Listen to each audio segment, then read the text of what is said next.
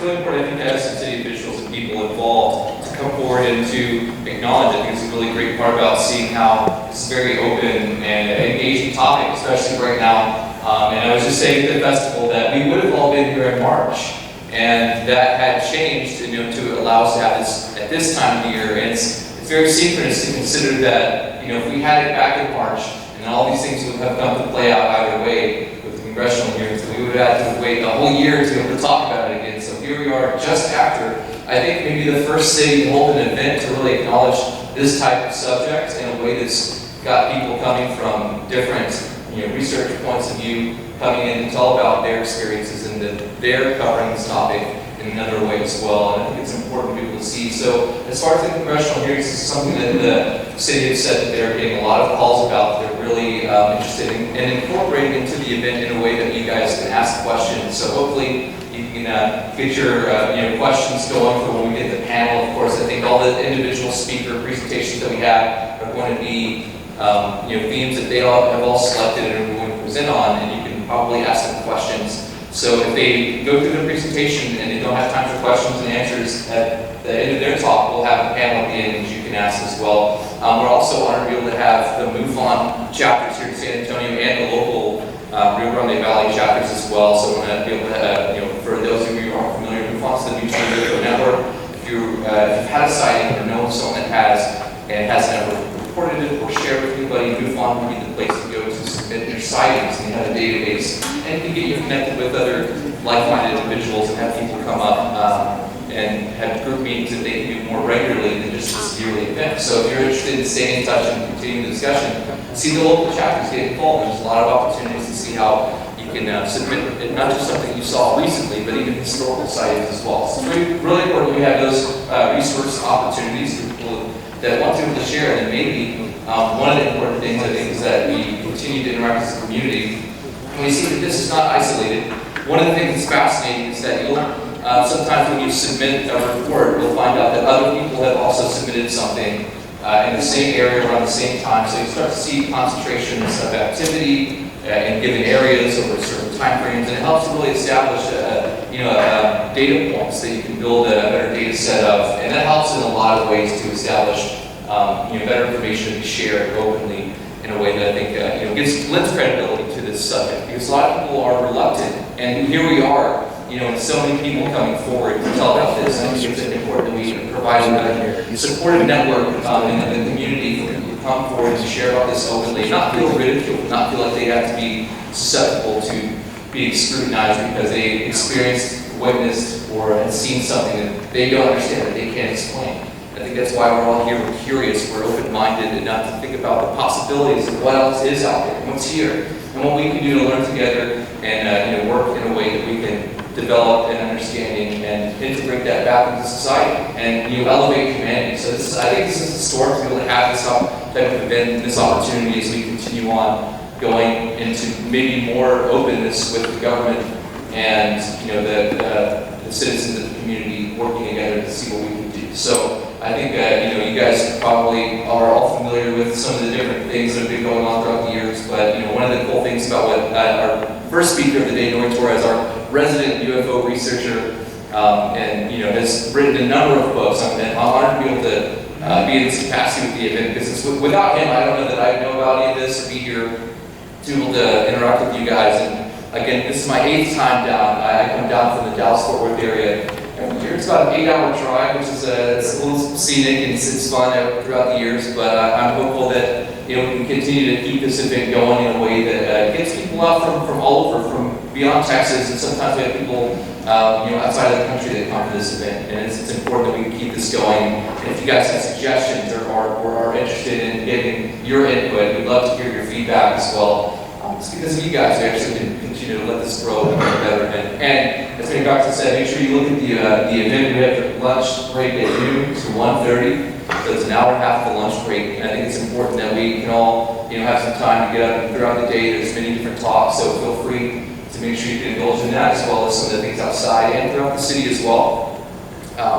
And if we've got everything loaded up, I want to be able to introduce our first speaker today. I mentioned already Noe Torres. He's going to be talking about something that's really interesting and connecting to some of the things that have been mentioned in the whistleblower testimony here at the congressional hearings. And this is something that's been floating around in the lore of what we call ufology throughout many years. We wonder, are there crashed objects? Are there things of otherworldly origin that made their way here and for whatever reason had succumbed to the elements, gravity, whatever it is, and then been recovered, perhaps by ours or some other government that's been trying to do what they can to perhaps reverse engineer or backward engineer some of these technologies first to understand what we can do with it. So that's been an idea that's gone around and it made us curious about the possibility of what we have. So as we continue to welcome up to the stage, I want to give a big warm welcome and local welcome here to our resident UFO researcher and author, Noe Torres.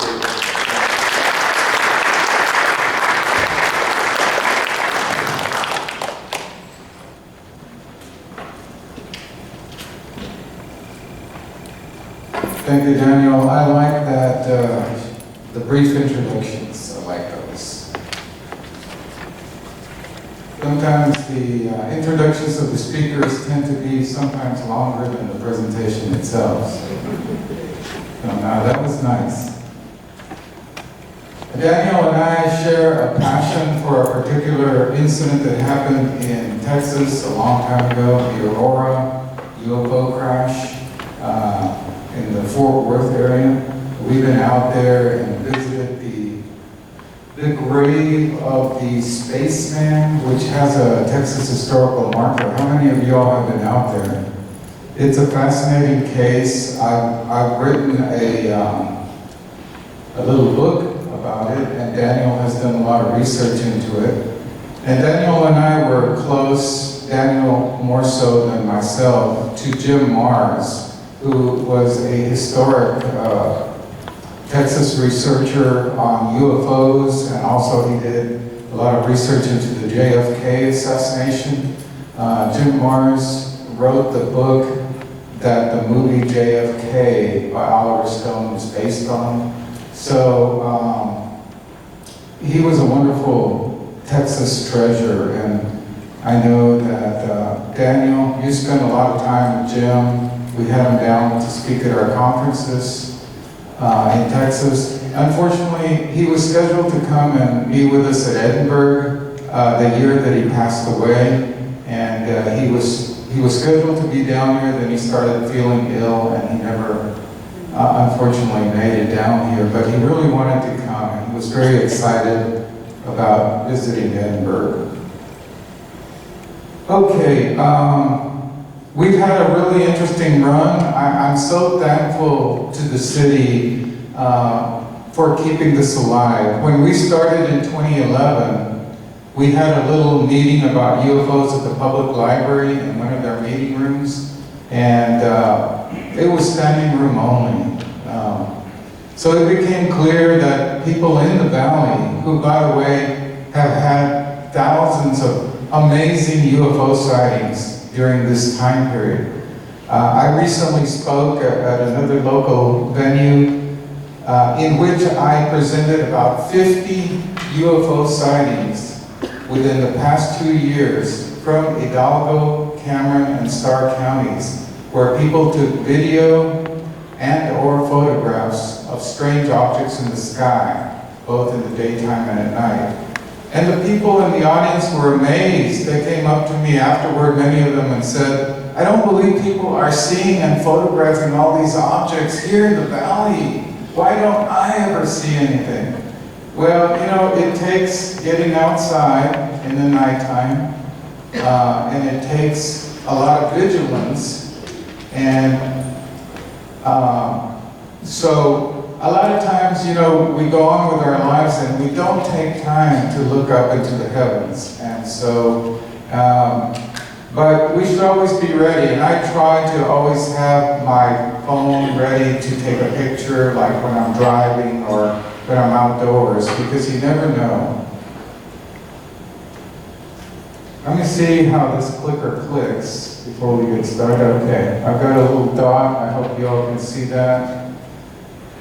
I have been particularly fascinated by the UFO unidentified aerial phenomenon hearings that have been going on. The The testimony of David Grush in particular has been amazing to me.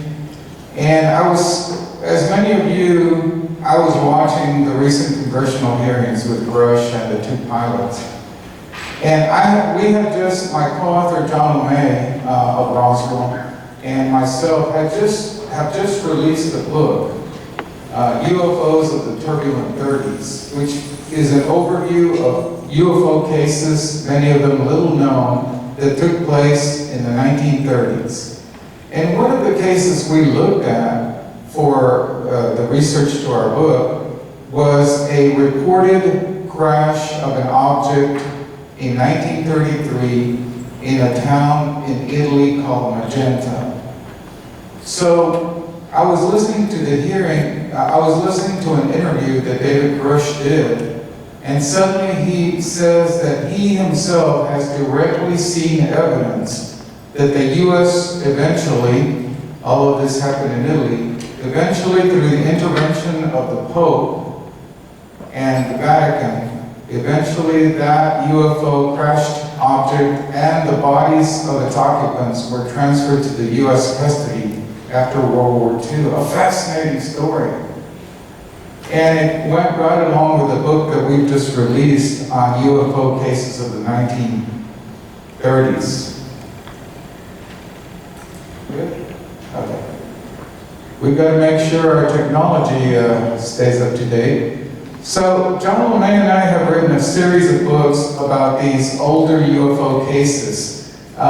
We were focusing on a time period which UFO researchers referred to as the dark ages of UFO research. Because everybody has a misconception that UFOs weren't really generally seen until 1940s, which is not true at all. So we decided to do a series of books beginning in the year 1800 and going to 1940, and then we stopped at 1940 because you can find millions of books about UFO cases after 1940. It's the cases before 1940 that fascinated us. So we started with books about the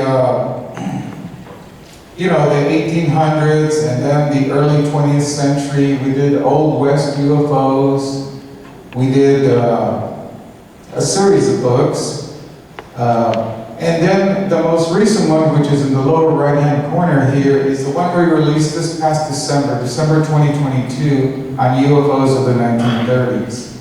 So once again, all kinds of alarms and bells went off in my head when Grush started mentioning that he has seen confirming documentation and evidence from the crash of this object in 1933, which is what I'm going to talk about today.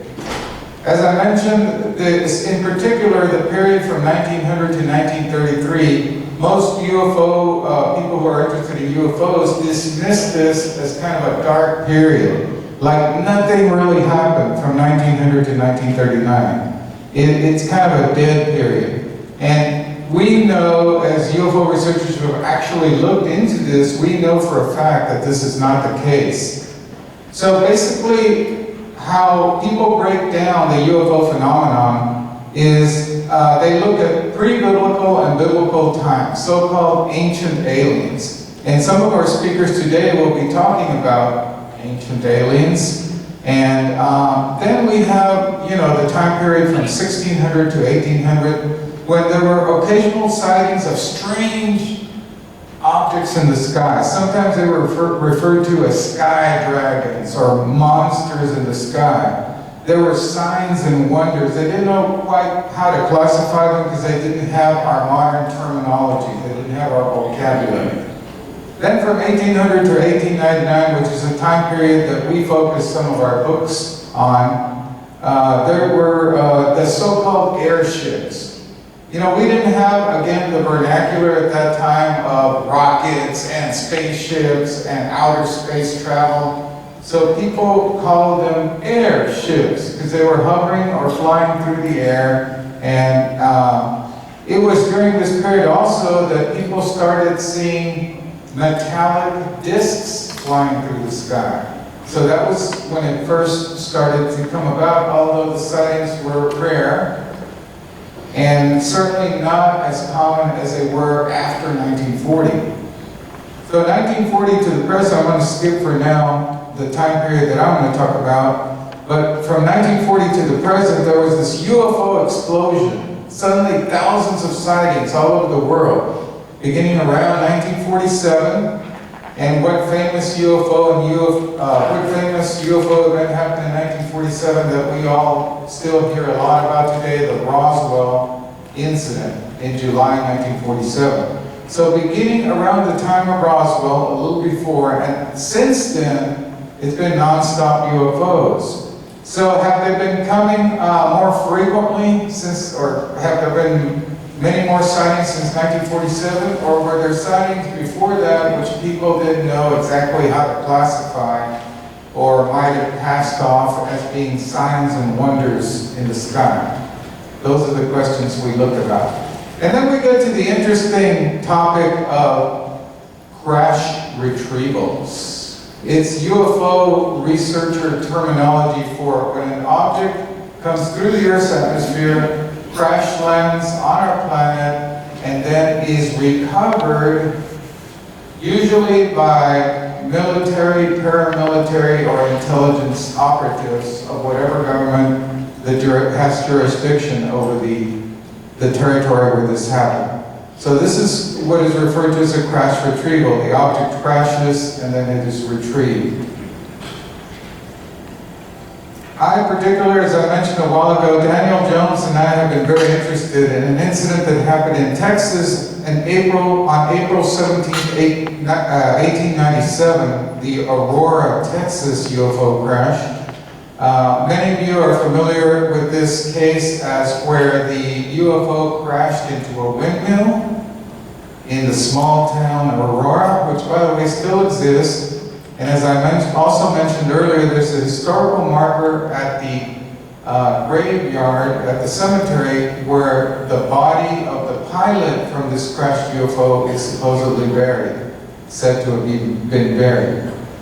And then there's a 50-year-old gap, and another very well-known UFO crash retrieval happened in Roswell, New Mexico, as I mentioned, July 1947. 50-year gap between those two. So here we have on the screen, you can see all the way on the left, the article that appeared in the Dallas Morning News, April 19, 1897, page 5, about the UFO crashing into Judge Proctor's windmill, and then taking out his garden, it says. Traveling due north, it came down gradually, settling over the public square. And then what's even more interesting is the pilot of the ship is supposed to have been the only one on board. And while his remains are badly disfigured, enough of the original has been picked up to show that he was not an inhabitant of this world. Now, there's a possible relation in this UFO crash retrieval to another case that we covered in our 1930s book, which I want to talk about in a moment. Just a quick note, I was talking about Jim Mars, and here in 2016, in the upper left-hand corner, you can see Jim Mars speaking at our event that Daniel organized, and I helped out a little bit, and I was one of the speakers. So was, we had Travis Walton, we had a whole bunch of interesting speakers. Jim Mars was the big feature, though. He talked about the Aurora UFO crash. He was probably the nation's leading expert on Aurora. Here in the lower left-hand corner, you've got Travis Walton, who is one of the world's famous abductees. He was taken aboard a UFO for a week, and then he was returned to Earth. And so here we are at that famous historical marker in Aurora where it says that, in this cemetery is where the remains of the pilot are said to have been buried. Crash retrieval. So why do UFOs crash? In the many years that I've been doing this and spoken at many venues, people always ask me the same question. Don't these people know how to pilot their craft? I mean, they come all the way from distant solar systems, supposedly. In truth, we don't know if they're interdimensional, we don't know if they're multi-universal. We don't know exactly what their point of origin is at this point, or at least I don't know. But don't they know how to pilot the darn craft? I mean, they keep crashing, right? One guy he's a UFO researcher who's real skeptical about crash stories. He said to me, these guys are falling from the sky like rain. I mean, you turn around and there's another reported UFO crash. Well, what I tell people is that these UFO occupants, these craft, we're not to view them as infallible. I mean, they're not beyond making mistakes, especially when the following factors come into play. Natural planetary forces, weather, lightning, electromagnetic fields, contact with physical objects. I had a military pilot told me, you know, the most advanced billion-dollar jets that the government makes are subject to crashing. I mean, even with all our advanced technology, we can't keep these from happening due to various factors. Human intervention is another factor. Aircraft, missiles, targeted beams. You know, the military in the 1950s and possibly into the 60s had a policy of trying to shoot some of these craft down. Often not too successful, and often leading to the demise of the pilot and the craft on our side. Another possible factor is these visitors are biological beings and are not infallible, as I mentioned. It isn't that they're incapable of making errors. In unfamiliarity of these UFO pilots with Earth's environment and forces, they're not from here. They may not be able to account for everything ahead of time. They may encounter unexpected elements.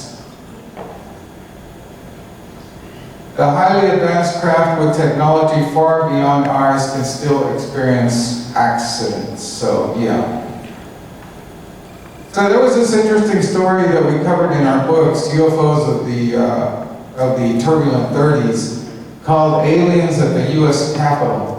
And I'm going to go just briefly through this by way of introducing the 1933 event that David Grush has talked about. In circa 1935, there was a reported recovery of a UFO and alien bodies preserved in large glass jars in a secret chamber under the U.S. Capitol building. Now, all of this has been extensively explored and documented by MUFON.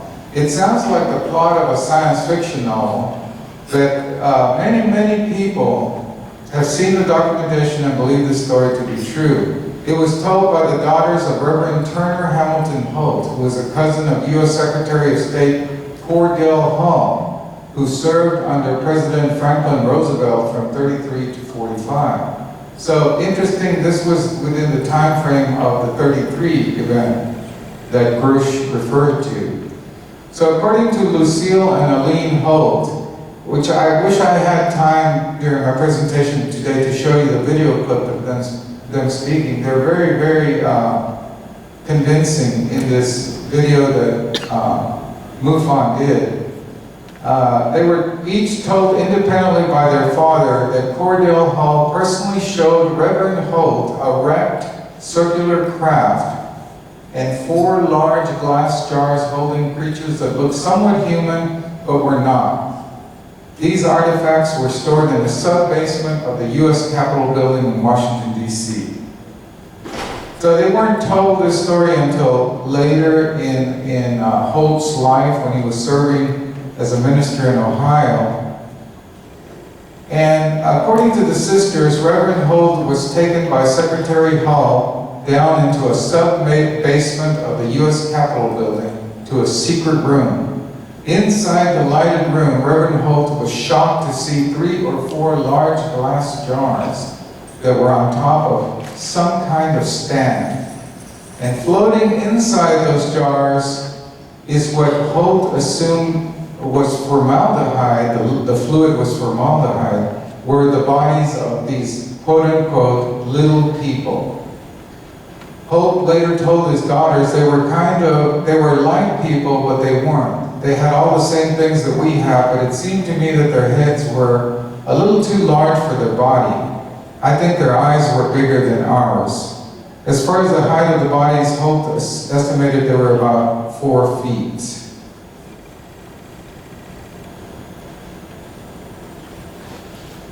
If there was a UFO and alien bodies, this is the question now. Crash retrievals. We know about Aurora in 1897 in Texas. We know that the next major UFO crash that we know about was 50 years later in Roswell. So if there were alien bodies and a crashed UFO in the Capitol sub-basement in 1935, where did they come from? So this is where we think that it is possible that these could have been the remnants of the ship that crashed in Aurora in 1897, although, totally unconfirmed. And also, there is a newspaper story about one of the bodies being buried in Aurora. So, although the body has never actually been, nobody's ever tried to retrieve it or find it. And then we come to the point of my presentations today, that in 2023, this past, just a couple of months ago, former Air Force intelligence officer and UAP specialist, investigator, David Grush, made the claim that the United States has received the remains of a UFO that crashed in Italy in 1933. Now, according to Grush, the information that he was shown, the crashed saucer and the bodies were not taken into U.S. custody until 1945, after World War II. So it seems that it might not be possible that this is what Holt saw in the basement of the U.S. Capitol in the early 1930s. So suddenly everybody's talking about this incident that happened all those many years ago in 1933. Why is it so special? It is the one UFO event that David Grush says he has seen, confirming evidence beyond a doubt that it was an actual event, that the bodies were recovered of these ETs, and that the disc was recovered, and that it was recovered by the government of Italy, but eventually through the intervention of Pope Pius XII and the Vatican, it was transferred to the United States after World War II. So I'm going to show a little clip of where he first reveals this information about the crash. So let's start from the very beginning. You say it's a 90-year cover-up. Just about, yeah. 90 years. 1933 was the first recovery in Europe, in Magenta, Italy. They recovered a partially intact vehicle. It's long been known that the regime of dictator Benito Mussolini documented numerous UAP during this time. This internal memo from the Italian Secret Services includes crude drawings of the UAPs. It's true, it's real. Yeah, that actually happened. The Italian government moved it to the secure air base in Italy for the rest of kind of fascist regime until 1944, 1945, and the Pope Pius XII back-channeled that. So the Vatican was involved. Yeah, and told the Americans what the Italians had, and we ended up scooping it. So let me be very clear about this. You're saying that the Catholic Church, the Vatican, they know about the existence of non-human intelligence on this planet? Certainly. It's interesting to me that one of the world's largest chain of astronomical observatories and astronomers work for the Catholic Church, or are part of the Catholic Church. They have, throughout history, the Catholic Church has been one of the biggest investigators of astronomical anomalies and research into astronomy. They have funded astronomical research, and they own astronomical observatories throughout the world. So, you know, and the Vatican has made interesting comments and statements over the past few years about the existence of extraterrestrials, telling the faithful of the church that the extraterrestrials would be considered our brothers, that they certainly are. You know, it certainly is likely that God has other sheep on other planets. So all of this seems to indicate that there is a great deal of interest in the church into the topic of extraterrestrials. So when I heard Grush say this, and having just encountered this story myself when I was doing research for our 1930s book, so I applied a lot of effort into looking further, digging further into this, and I'd like to share just briefly the results of my survey. Before I do, though, let's just summarize what Grush just said. He said that 1933 was the first recovery in Europe, in Magenta, Italy. It's a very small town. I'm going to show you on a map. They recovered a partially intact vehicle. He said that the Italian government moved it to a secure airbase in Italy for the rest of the fascist regime until 1944-45 timeframe. Pope Pius XII, he said, back-channeled it to the United States. What does back-channel mean? That means the communications involved and the talk back and forth was not through formal channels, diplomatic channels. It was not made public. There was a secret back communication between the U.S. government and Vatican officials to arrange the transfer of the fallen UFO and the bodies to the U.S.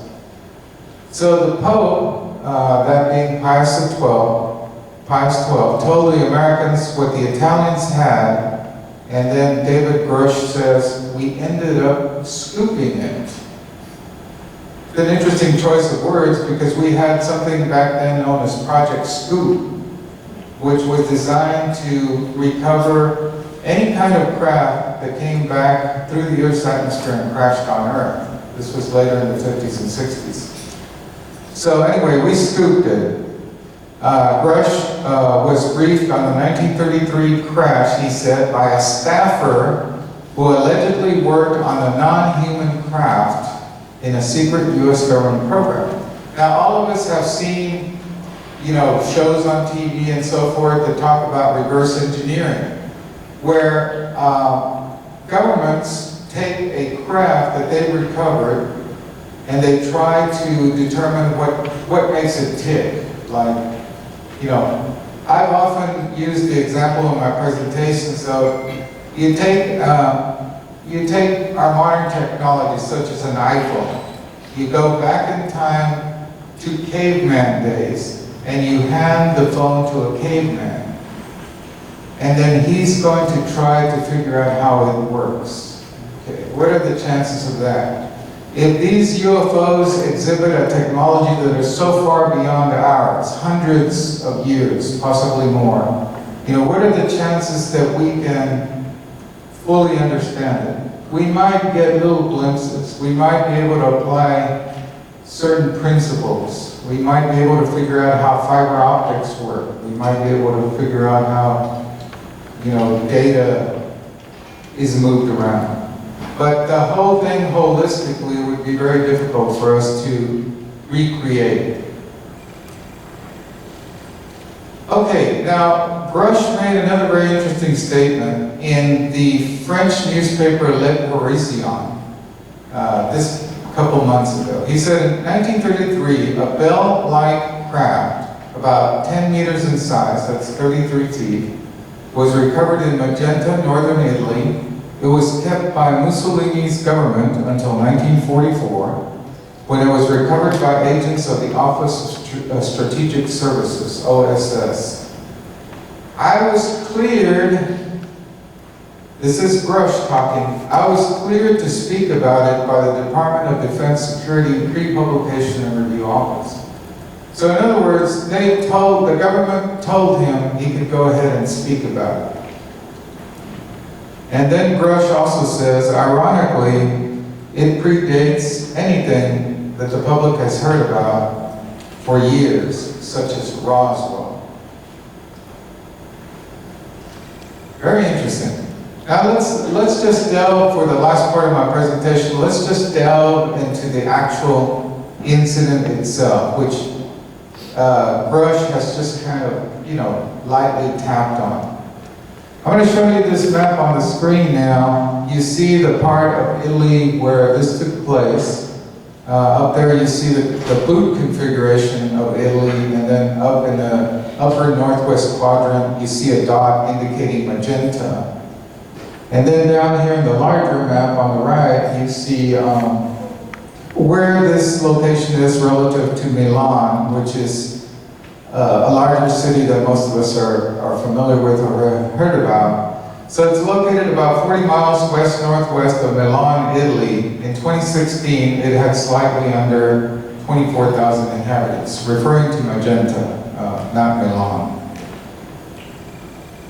So we have a reported UFO crash in Magenta, Lombardy, the province, Italy, April 11, 1933. Just briefly, the city is known for being the site of the Battle of Magenta in 1859, involving the troops of Napoleon III, a nephew of Napoleon Bonaparte. Okay, so there comes this interesting book by a UFO researcher from Italy named Roberto Pinotti. And he says that in 1996, he and another Italian UFO researcher received a packet of materials which they call the fascist UFO files. Because all of this in 1933 fell under the fascist regime of Benito Mussolini, who was the dictator in Italy in the 30s. And Pinotti says that Mussolini set up a group of people whose job it was to look into UFO incidents, and specifically the crash of this object in Magenta in 1933. They are believed to be official secret documents that Pinotti received from the government of Italy. He has consulted a documents expert who looked at the main document in this case and determined that it did seem to be, based on the paper and the way it was, the stamps on it and so forth, it did seem to be from that time period in the 1930s. So Pinotti's book states that in the early morning hours of April 11, 1933, this unknown craft landed abruptly in the southwest quadrant of the city, which you see on this map. And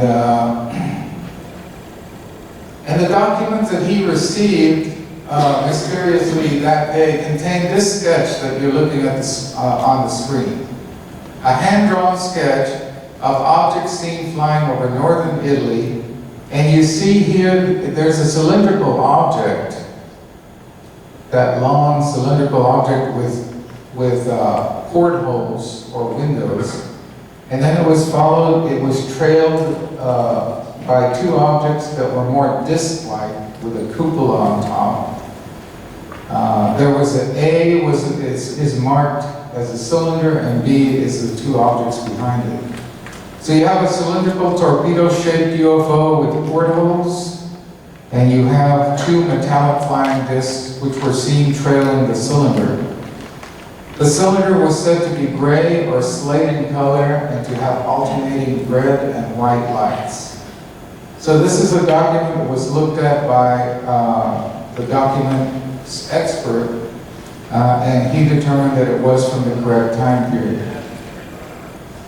So Pinotti, the UFO researcher from Italy, told the Daily Mail, famous newspaper in the United Kingdom, I and my colleague Alfredo Lissoni began investigating the story of the 1933 UFO crash in Lombardy in 1996 when we received some original secret documents about this case.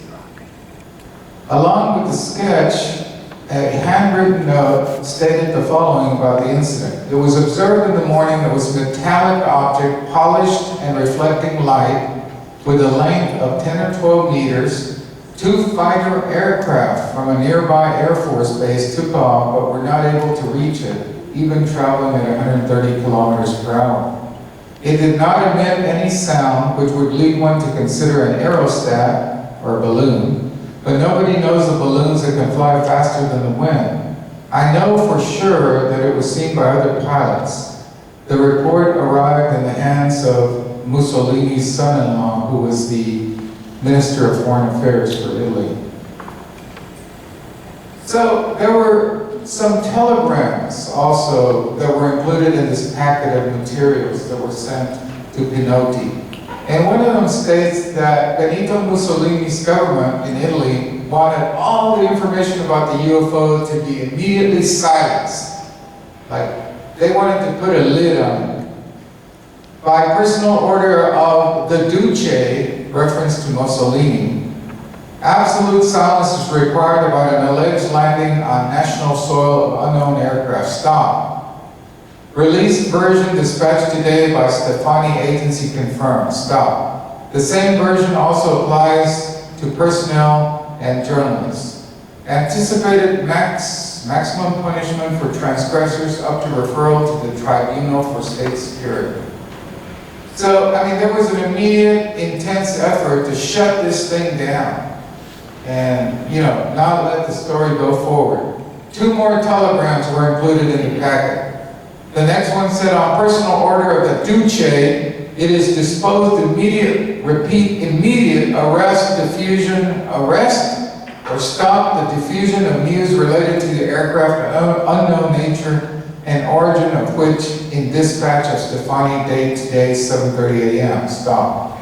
Immediate recasting of any leads from the newspapers bearing said news is ordered. They wanted this killed immediately. Maximum penalties for transgressors, again, are foreseen up to reference to the Supreme Court of State Security. Immediate confirmation of receipt. And then another interesting telegram that was included in this packet of materials. It seems that it was okay if they leaked out to the news media that it might have been a meteor. By superior order, it is disposed to treat news diffused with Stefani's dispatch as follows: aircraft above recognized as meteor, repeats meteor, by Brera Astronomical Observatory. Give minimum graphic relevance to news. No need, repeat, no need to correct, minimize.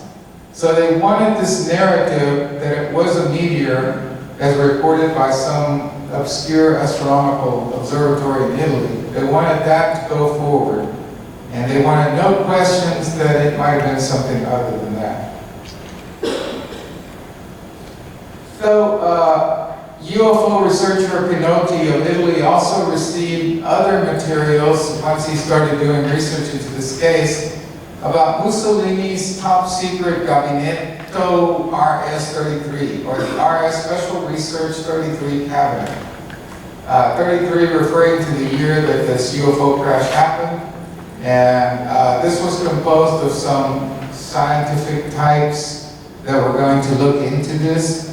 It was set up by Mussolini to manage the retrieval and study of the UFO wreckage, as well as other similar UFO incidents.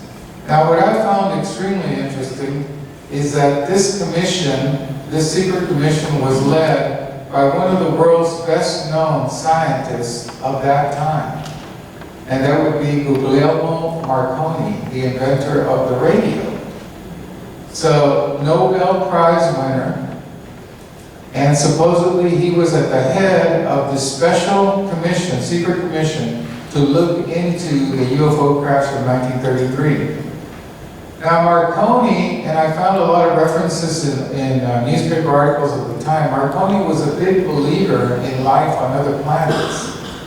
In fact, when he was developing his radio receivers, there were a couple of times when he claimed that he was receiving transmissions from other worlds, from extraterrestrial intelligences. As early as 1920, I found articles where he stated that he was receiving radio signals of an intelligent nature from outer space. And around that time, Nikola Tesla of the United States and Thomas Edison, also of the United States, also pioneers of electronic communications, radio, and so forth, were also claiming that they were receiving transmissions from outer space, possibly extraterrestrial. So very, very interesting how this all ties together. So after the crash of the UFO in Magenta in April 11th, 1933, the object was reportedly taken by the Italian military, Mussolini's military, to an aircraft facility that Pinotti describes as the SIAI Marchetti in a town called Vergate, about 30 miles from the original crash site. Now, according to Pinotti, Mussolini thought that this crashed object was not a big deal. It was probably some kind of secret flying craft from the French, British, or Germans. Some kind of secret weapon, he thought. But Marconi did not share that opinion. Marconi, a strong believer in extraterrestrials, thought he had been in communication with them using radio signals. He was convinced it was an extraterrestrial craft. Now, another interesting aspect about this, that the UFO, the crashed UFO and the bodies were taken to this special storage facility at this aircraft facility. Miraculously, although bombings were conducted by the Allies all around that area, they never hit this facility. An aircraft facility, you know, which possibly military ramifications there, was never hit by the Allies. So that leads us to believe that perhaps they knew that there was something secret being hidden there by the Italian government. So this aircraft facility, miraculously, was one of the few facilities with possible military connections that was not hit at all, was totally ignored in regular bombing raids by the Allies. 12 years later, in 1945, the region was secured by the US and UK after World War II. Whistleblower David Grush claims it was around this time that the craft was shipped back to the US, representing the first UFO crash retrieval that he has seen confirming information about, and that he is certain is a true event. So, you know, unfortunately I don't have time to cover the whole ramifications of the involvement of the Vatican, but I just want to, in the last part of my presentation, want to close by saying that obviously the Vatican was concerned that the dictator Mussolini was trying to use the technology from this crashed object to benefit Italy and Germany's war effort. So after the UFO was recovered by Mussolini's forces, Pope Pius XII is said to have become concerned.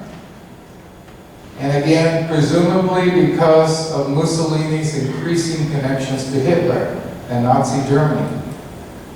Pope Pius XII, learned of the craft and may have been told about it by Mussolini himself. When Mussolini signed a treaty with Hitler, the Pope worried about the craft and told the US about the object. It was after the war that the craft made its way to the United States. An intriguing story with lots of twists and turns. So there's a whole lot more to the story, but I'm running up to the end of my allotted time.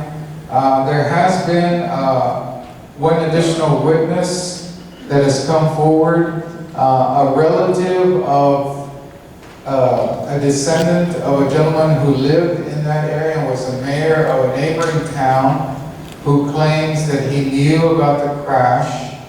And so they were able to match that up. I was told a strange metal plane with no wings crashed somewhere between Bergate and Magenta, which, you know, fits the time frame and fits the location. I was told there was a big censorship around this crash. The fascist secret police were sent to the surrounding cities to keep people silent. So supposedly his great-great-grandfather reported that 2 child-sized bodies were found inside the craft. The beings appeared to have blonde or light hair. So, David Grush, in his congressional testimony, said biological materials, non-human bodies, were recovered, as we'll hear in this clip. If you believe we have crashed craft, stated earlier, do we have the bodies of the pilots who piloted this craft? As I've stated publicly already in my news station interview, biologics came with some of these recoveries. Yeah. Were they, I guess, human or non-human biologics? Non-human, that was the assessment of people with direct knowledge on the program I talked to that are currently still in the program. I want to thank you all for being such a wonderful audience, and I'm going to be over here at my table if you all have questions. Unfortunately, we don't have time for a Q&A, but we will have the panel discussion at 4:15, and we'll all be talking about the congressional hearings. We'll hopefully be talking a little bit about the 1933 crash and so forth. So thanks again, and Daniel, come on up here. Introduce our next. Thank you all.